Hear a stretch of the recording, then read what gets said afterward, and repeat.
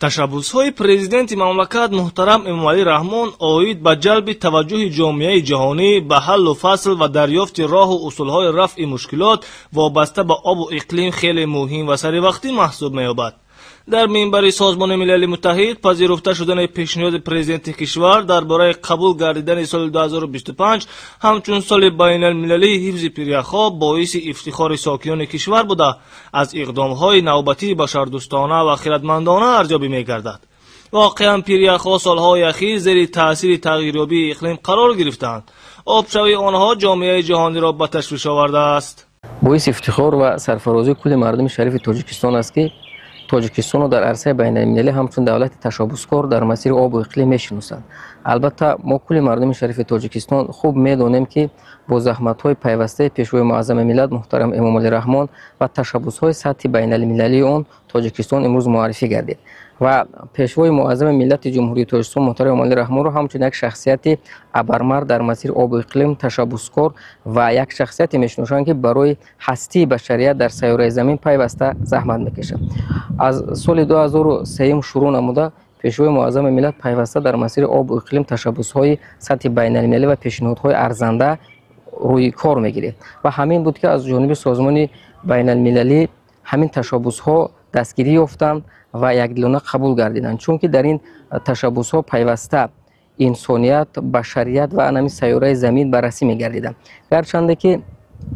جمهوری تاجیکستان از لحاظ آبهای آشامیدنی موقع خاص هم داشته باشد، لیکن پیوسته حکومت جمهوری تاجیکستان با ابتکار پیشوای معظم ملت وابسته به مشکلی سیاره امروز این تشبث‌ها را روی کار گرفته استودند. مشاهده می نماییم که پیشوای معظم ملت دوام 10 ساله اخیر جامعه جهانی را از عاقبت‌های ناگوار آن به سیاره هشدار می سازند. تاجیکستان با طفیل تطبیق پیگیرانه سیاست خارجی خود توانست که تا امروز در بررسی و حل مشکلات گوناگون گلوبالی نیز سهمی نظررس گذارد. در این زمینه تاجیکستان در عرصه بین المللی به حیث کشور پیشبر در حل مسائل مبرم آب و اکولوژی و تغییرآبی اقلیمی اعتراف گردیده است. با در نظر داشت این گفته‌ها زیاده از 2 ساله اخیر از جانب پیشوای ملت محترم امامعلی رحمان آید به مسائل مربوط به آب، اقلیم، انرژتیک، حفظ محیط زیست و اکولوژی اقدام و تشبث‌های بی‌نظیر در سطح منطقوی و گلوبالی پیشنهاد شدند که از جانب جامعه جهانی قبول گردیدند.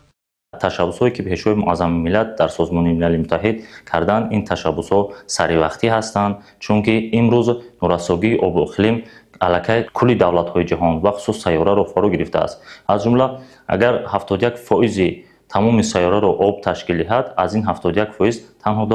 5% آب‌های نوشاکی میباشند که به اهل سیاره یعنی به انسانیت از این 5% تنها 0.3% آب‌های نوشاکی دسته هستند. خلاص از بین رفتن پیریخ‌ها که پیشوای معظم ملت در ویدیو کنفرانسیا با دلیل‌های صحیح برآمد نموده اوید با آبشوی پیریخ‌های تاجیکستان، پیریخ‌های آرکتیکا و انتارکتیدا معلومات‌های صحیح برآمد کردند و ابراز داشتند که امروز علاقه جامعه را با آبشوی پیریخ‌ها این از بین رفتن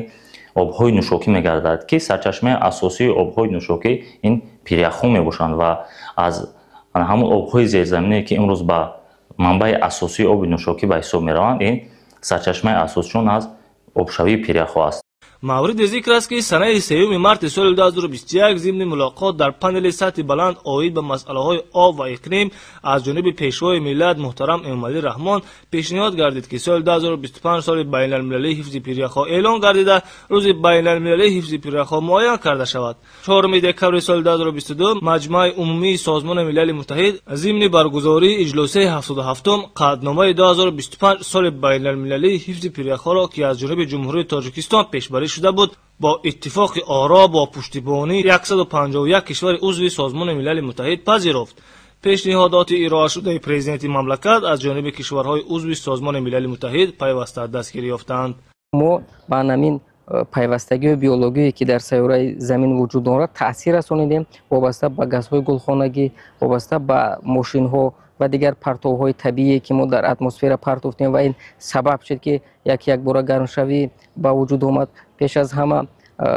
نست کردن جنگلزارها، بطلازارها که اینها میتونند به گرمشوی و پیشگیری گرمشوی یک تاثیر میرسونند. و البته ما میدونیم که امروزها پیشوای معظم ملت تصمیم گرفتن که باید که اقتصاد سبز روی کار بیاد، دولت سبز باشد.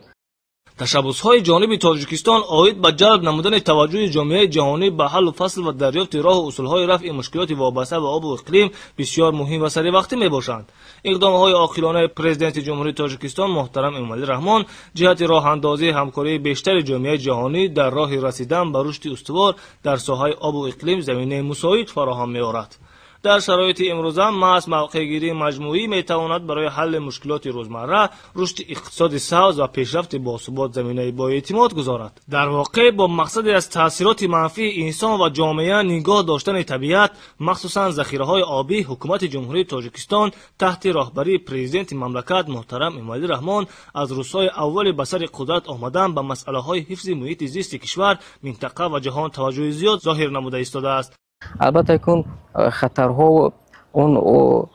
تاثیرهای بیولوژیکی که از جانب طبیعت روی کار میاد به جان انسان یک تاثیر سخت هم دارد و همین هم هست که پیشوای معظم ملت پیوسته کوشش می نماید که ذره هم باشد بهر پیشگیری از همین عامل‌های طبیعی، بهر حفظ انسانیت، عالم نباتات و حیوانات و دیگر عامل‌های طبیعی تاثیر خودشان رساند. من فکر میکنم که این تشبس‌های موفقند، چون که علاقه سیاره زمین ما رو همچنین یک دولت تشبسکار شناخت، اعتراف کرد، پیوسته اون پیشنهادهایی که از جانب حکومت جمهوری تاجیکستان وابسته به آب و اقلیم ارائه می‌گردد دستگیری می‌یابند، جاری‌داری می‌کنند و اون هدف‌هایی که در این تشبس‌ها معین کرده شده است البته که من فکر می‌کنم عملی می‌گردد و تاجیکستان در عرصه بین‌المللی همچون یک دولت تشبسکار و همچون یک دولتی که توانست آن پیشنهادهای را روانه سازد که وابسته به پیشگیری آب و اقلیم، گوناگونی بیولوژی و در مجموع حفظ منابع سیاره زمین معرفی گردد. وابسته به مهمیت مسئله‌های اکولوژی با تقاضای زمان، طی سالهای صاحب استقلالی جمهوری تغییرات و علاوه‌ها به اکثر قانونگذاری‌های حفظ طبیعت وارد کرده شدند. همزمان بیش از 40 قانون درباره اکولوژی و ثروت‌های طبیعی قبول گردیده است. همین طریق جمهوری تاجیکستان تحت سروری پیشوای ملت با تشبس‌های اکولوژی خصلت‌های جهانی داشته برآمد نموده در سمت حفظ ذخیره‌های طبیعی منطقوی و جهانی سهم باسزای خود را گذاشته ایستاده است.